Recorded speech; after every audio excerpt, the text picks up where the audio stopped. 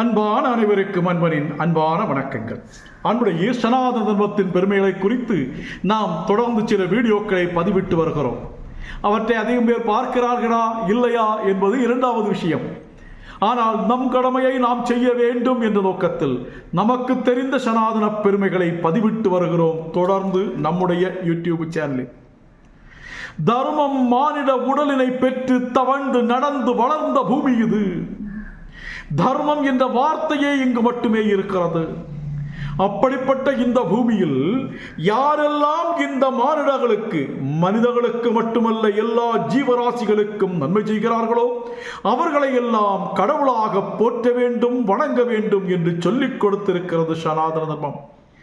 எது எல்லாம் ஜீவராசிகளுக்கு நன்மை செய்கிறதோ அது எல்லாம் சனாதன தர்மத்தில், ஹிந்து மதத்தில் கடவுள்களாக போற்றப்படுகின்றனர், வணங்கப்படுகின்றனர்.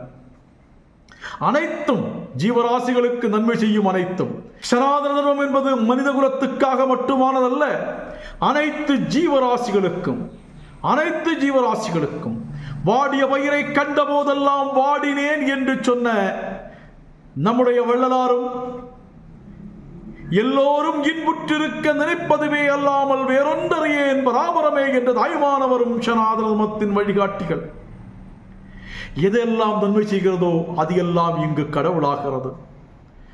சூரிய பகவான் இல்லாமல் எந்த ஜீவராசிகளும் வாழ முடியாது.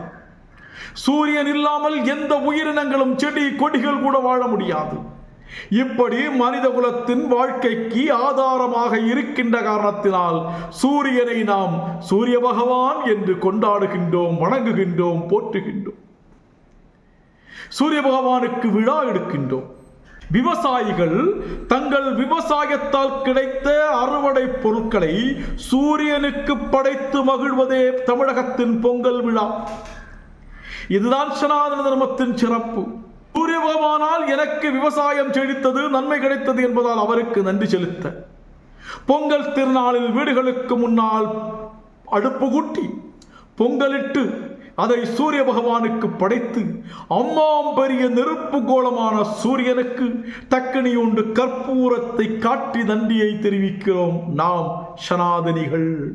இது சனாதன தர்மத்தின் சிறப்பு. அதே போல பஞ்சபூதங்கள், நிலம், நீர், நெருப்பு, காற்று, ஆகாசம் என்று பஞ்சபூதங்களும் மனித குலத்துக்கு நன்மை செய்கின்றன.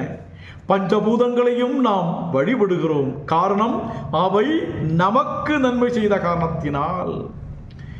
நீரின்றி அமையாது உலகு என்பது முன்னோர் வாக்கு. தண்ணீர் இல்லாமல் எந்த ஜீவராசிகளும் வாழ முடியாது.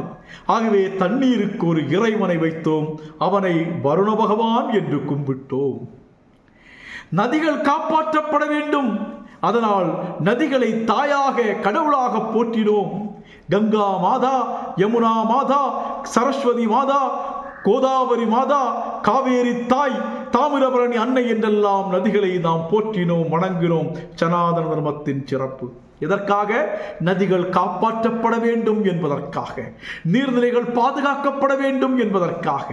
வீட்டில் ஒரு பக்கெட் தண்ணீரில் குளிக்கும் போது கூட கங்கே யமுனே ஏவ கோதாவரி சரஸ்வதி நர்மதே சிந்து காவேரி ஜலேஷ்மின் சந்நிதிம் குரு என்று சொல்லி அனைத்து நதிகளிலும் தண்ணீரையும் அந்த பக்கெட்டில் இருக்கும் தண்ணீரில் அந்த சக்திகளை தருவாயாக என்று சொல்லி குடித்தவன் ஹிந்து சனாதன தர்மத்தைச் சேர்ந்தவன். இப்படி சனாதன தர்மம் செழித்திருந்த காலத்தில் நதிகள் பாதுகாக்கப்பட்டன, நீர்நிலைகள் பாதுகாக்கப்பட்டன, தண்ணீர் பஞ்சம் வரவில்லை. சனாதனம் இழிவுபடுத்தப்படுகிறது, நதிகள் சாக்கடைகளாக மாறிக்கொண்டிருக்கின்றன. உணர்வோம் சனாதனத்தின் பெருமையை. ஆக தண்ணீர் இங்கு கடவுளானது. நிலம் அகழ்வாரை தாங்கும் நிலம் போல என்று சொல்லுகிறோம். நம்முடைய வாழ்க்கையின் அடிப்படையை இந்த நிலத்தை மையமாக வைத்தே அமைந்திருக்கிறது. அதனால் தான் நம்மவர்கள் பூமாதேவி என்று இந்த உலகத்தை கொண்டாடுகிறார்கள். பூமாதேவி என்று அன்னையாக போற்றுகிறார்கள் இந்த உலகத்தை. பண்டைய காலத்தில் அதிகாலையில் எழுந்து தங்கள் காலை பூமியில் வைப்பதற்கு முன்னால் சமுத்திர வச்சனே தேவி பர்வதஸ்தன மண்டலே விஷ்ணுபத்னே நமஸ்துப்யம் பாத ஸ்பர்ஷம் க்ஷமஸ்வமே என்று அந்த பூமியிடம் மன்னிப்பு கேட்டுக்கொண்டு தங்கள் காலை தரையில் வைத்த பண்பாடு இருந்தது இந்த தேசத்தில். அன்னையே பூமாதேவியே, உன் மீது கால் வைப்பதற்காக என்னை மன்னிப்பாயாக என்று. நம்முடைய பாரதியர்கள் இன்னும் சற்று மேலே போய் இந்த பாரதத்தை பாரத மாதா என்று கொண்டாடுகிறோம். பாரத் மாதா கி ஜெய் என்பது சுதந்திர போராட்ட காலத்தில் மக்களை கூட்டி இணைத்த மந்திரம். வந்தே மாதரம். அன்னையே உன்னை வணங்குகிறேன், தாயே உன்னை வணங்குகிறேன், பாரத மாதாவே உன்னை வணங்குகிறேன் என்று நம்மவர்கள் போற்றினார்கள். இந்த உலகத்தில் நாட்டை தாய் நாடாக கொண்டாடக்கூடிய ஒரு நாடு இருக்கிறது என்று சொன்னால் அது நம்முடைய சனாதன தர்மத்தை பின்பற்றுகின்ற பாரதமே என்பதை நினைவில் கொள்ள வேண்டும். காற்று இல்லாமல் வாழ முடியாது, வாயு பகவான் என்று சொல்லுகிறோம். அதே போல நம்முடைய அனைத்திற்கும் ஆதாரமாக நெருப்பு இருக்கிறது. உணவு உட்பட அனைத்துக்கும் ஆதாரமாக அக்னி தேவன் என்று போற்றுகின்றோம். இப்படி நமது மனித குலத்துக்கு நன்மை செய்வதையெல்லாம் கடவுளாக போற்றி வணங்க சொல்லிக் கொடுத்த தர்மம் சனாதன தர்மம். பசு இருக்கிறது, அதன் பால் நமக்கு உணவாகிறது, அதன் மோர் நமக்கு உணவாகிறது, அதன் நெய் நமக்கு உணவாகிறது. பஞ்சகவியம் என்கிறோம். அதன் சாணகத்திலிருந்து கோமியம் வரை மருந்தாக பயன்படுத்தப்படுகிறது. பஞ்சகவியம் என்று பயிர் பூச்சிக்கொல்லியாக பயன்படுத்தப்படுகிறது. இப்படி பல வகைகளிலும் மனிதர்களுக்கு நன்மை செய்கிறது.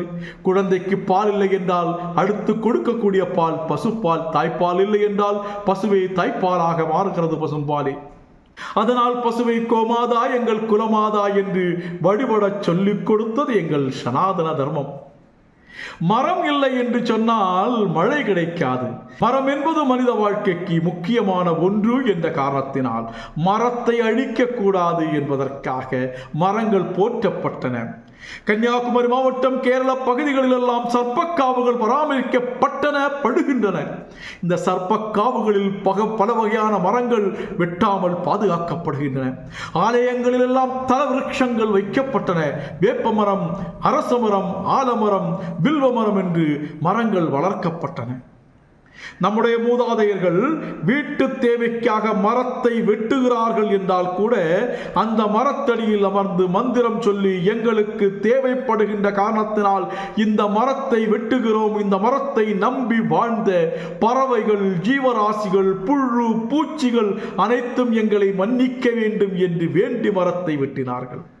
சனாதன தர்மத்தின் சிந்தனை போய்விட்டது. இன்று தேவை இருக்கிறதோ இல்லையோ மரங்கள் வெட்டி அழிக்கப்படுகின்றன. மலை பாதுகாக்கப்பட வேண்டும். மலைகள் பாதுகாக்கப்பட்டால் தான் இயற்கை பாதுகாக்கப்படும் என்பதை உணர்ந்த ஹிந்து, உணர்ந்த சனாதன தர்மத்தைச் சேர்ந்தவர்கள் குன்றிருக்கும் இடமெல்லாம் குமரன் இருக்கும் இடம் என்று சொல்லி ஆலயங்களை கட்டினார்கள் மலைகளின் உச்சியில். எதற்காக? ஆலயம் இருந்தால் அந்த மலை பாதுகாக்கப்படும். ஆலயங்கள் இல்லாத மலைகள் இடிக்கப்படுகின்றன, குவாரிகளாக மாற்றப்பட்டு பாறைகள் கேரளாவுக்கு கொண்டு செல்லப்படுகிறது. இந்த மலைகள் பாதுகாக்கப்பட வேண்டும் என்பதற்காகத்தான் மலைகளுக்கு மேலெல்லாம் ஹிந்து ஆலயத்தை கட்டி வைத்தான் சனாதன தர்மத்தைச் சேர்ந்தவன். பெய்தது, விவசாயம் செழித்தது. யதுகுலத்தைச் சேர்ந்தவர்கள் யாருக்கு நன்றி சொல்வது என்று முடிவு செய்து இந்திரதேவனுக்கு நன்றி சொல்ல தீர்மானித்த போது பகவான் கிருஷ்ணன் சொன்னார், மழை கிடைக்க காரணம் மலை.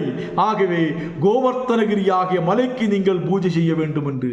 5000 ஆண்டுகளுக்கு முன்னால் மலையால் தான் மழை கிடைக்கிறது என்பதை பகவான் கண்ணன் சொல்லி வைத்தான்.